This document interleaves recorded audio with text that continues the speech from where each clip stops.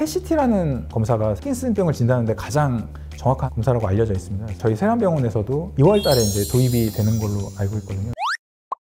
안녕하세요. 세란닥터스 신경과 윤승재 과장입니다. 오늘은 파킨슨병에 대해서 제가 설명을 좀 간단히 드리겠습니다.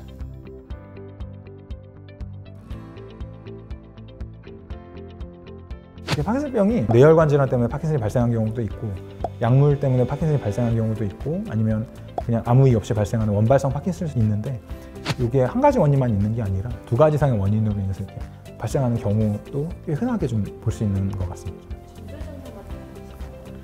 가장 먼저 발생하는 게 일단 손떨림, 그리고 행동이 느려지는 서동증, 이게 가장 먼저 나타날 수 있는 증상이라고는 돼 있는데, 이거보다 더 전에 나타날 수 있는 증상이 있기는 하거든요. 1번이 후각장애, 냄새를 잘 못 맡는다. 그다음에 두 번째가 변비, 그다음에 마지막 세 번째가 렘 수면 행동 장애라고 해서 잠을 잘 때 꿈에서 하는 행동을 그대로 따라해요. 꿈에서 때린다 하면은 나도 그 때리는 행동을 같이 하는 그런 거를 렘 수면 행동 장애라고 하거든요. 그래서 이제 옆에 배우자분을 같이 때린다던가 이런 게 나타날 수 있는데, 이 후각장애, 변비, 렘 수면 행동 장애 중에 적어도 한 개는 있으셨던 분들이 결국에는 파킨슨으로 진행되는 경우가 있는데, 근데 이 세 개가 있다고 해서 파킨슨으로 진행하는 그건 아니에요. 예. 파킨슨과 치매가 굉장히 좀 유사한 질환이에요. 둘 다 이제 신경퇴행성 질환이라서 파킨슨병을 오래 앓으신 분들은 치매가 오고, 마찬가지로 치매도 오래 앓으신 분들이 결국 나중에는 파킨슨병이 오게 되거든요. 결국에 신경세포가 사멸하는 그런 질환인데, 운동신경세포 쪽으로 증상이 먼저 오면 파킨슨병이 되는 거고요.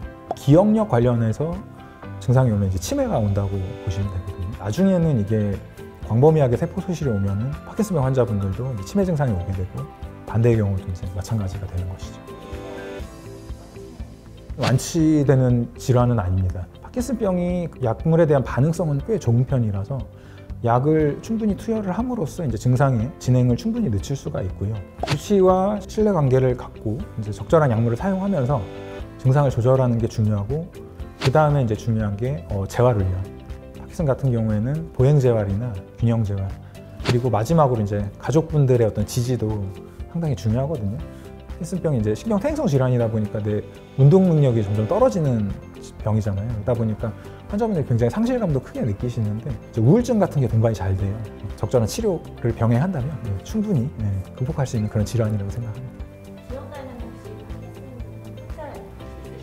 70대 남자분이시고, 이제 저희 아버지랑 동갑이셔서 제가 나이도 잘 기억하고 있는데, 파킨슨에 쓰는 약은 이제 도파민이라는 약제를 쓰거든요. 파킨슨이라는 병 자체가 애초에 그 중뇌 쪽에서 도파민 생성이 부족해져서 이제 발생하는 병이기 때문에 처음에는 좀 반응이 좋다가 정용량보다 좀 초과해서 쓰면 도파민 부작용을 좀 유발을 하거든요. 대표적인 게 이제 도파민 유발 이상운동증이라고 해서 몸을 막 이렇게 많이 막 움직여야 내가 앉아있는데 막 안절부절 못한다던가, 혀를 뭐 낼름낼름 한다던가 이런 행동을 좀 하게 되는데, 그 부작용이 나타나서 약 용량을 제가 조금 감량을 했거든요. 감량을 했더니 다시 이번에는 파킨슨 증상이 또 너무 악화가 되는 거예요. 그래가지고 조금 조절이 좀 굉장히 어려웠던 좀 분이신데, 결국에는 지금 뭐 약을 막 4분의 3까지 쪼개서 겨우 좀 맞춰놨거든요. 지금은 좀 잘 유지되는 상태로 그렇게 좀 지내고 계십니다.